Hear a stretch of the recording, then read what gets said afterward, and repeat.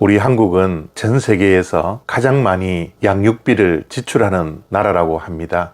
아이들이 18세 성인이 될 때까지 한 사람당 약 3억 6,500만 원이 든다고 합니다. 그래서 이러한 높은 양육비로 인하여 젊은이들이 결혼을 하지 않고 결혼을 하더라도 아이를 낳지 않는다고 합니다.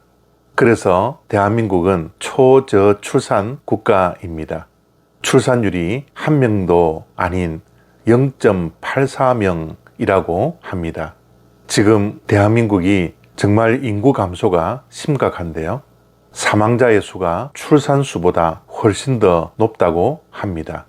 그러나 우리는 남녀가 서로 결혼하고 가정을 이루고 아이를 낳고 양육비가 조금 부담스럽다 할지라도 아이들을 더 훌륭하게 키우기 위해서 부모들이 당연히 자녀들을 잘 양육해야 합니다.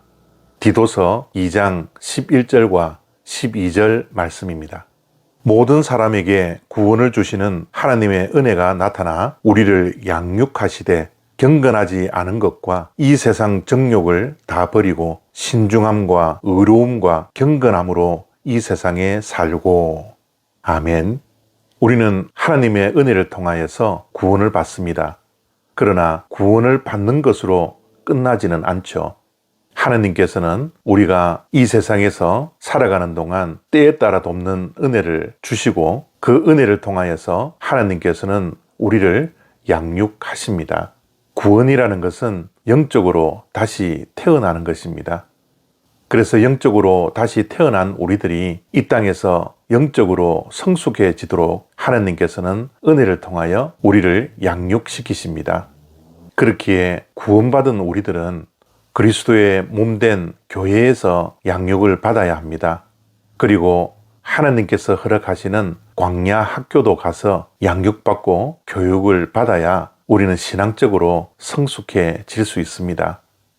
오늘 본문 말씀을 보니까 하나님께서 은혜로 우리를 양육시키되 두 가지를 양육하십니다. 첫 번째는 버리기이고요. 두 번째는 살기입니다. 하나님의 관심은 구원받은 어린아이와 같은 신앙을 가진 우리들이 이 땅에서 어떻게 살아가느냐에 대한 하나님의 관심이 있습니다. 하나님은 구원받은 우리가 어떻게 살기를 원하십니까? 신중하고 경건하고 의롭게 살아가는 것입니다. 하나님은 우리가 경건하고 의로울 뿐만 아니라 신중하게 살기를 원하십니다. 그런데 우리의 신앙이 성숙하기 전에는 늘 우리는 신중하지 못합니다. 늘 조급하고 자신을 절제하지도 못하며 실수할 때가 얼마나 많이 있습니까? 그러나 하나님께서는 구원받은 우리들에게 은혜를 주셔서 경건함과 의로움과 동일하게 신중하게 살게 해주시는 것입니다.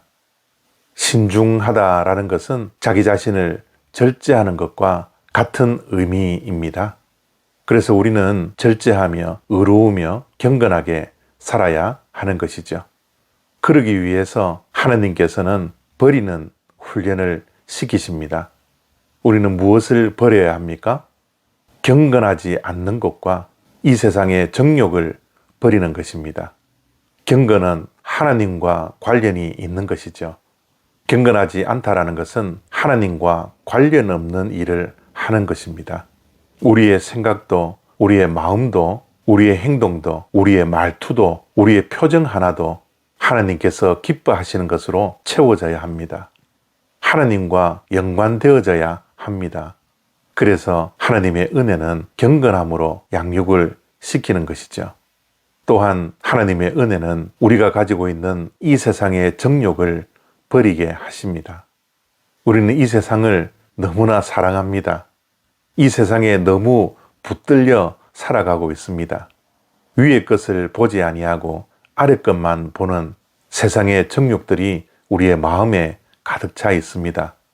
그러므로 영적으로 성숙한 사람이 되게 하기 위해서 하나님은 때에 따라 은혜를 베풀어 주셔서 우리가 세상의 정욕을 버리게 해 주시는 것입니다. 그렇기에 우리는 정말 은혜를 떠나서는 살 수가 없습니다. 구원받는 것도 은혜요. 구원받고 나서 이 땅에 살아가는 것도 하나님의 은혜가 절대적으로 필요합니다. 오늘도 하나님의 은혜가 우리의 삶 가운데 있기를 원합니다. 그래서 버려야 할 것들 버리고 살아야 할 것을 살 수 있는 그런 귀한 은혜가 오늘 저와 여러분의 삶 속에 가득 채워지기를 소원합니다. 감사합니다.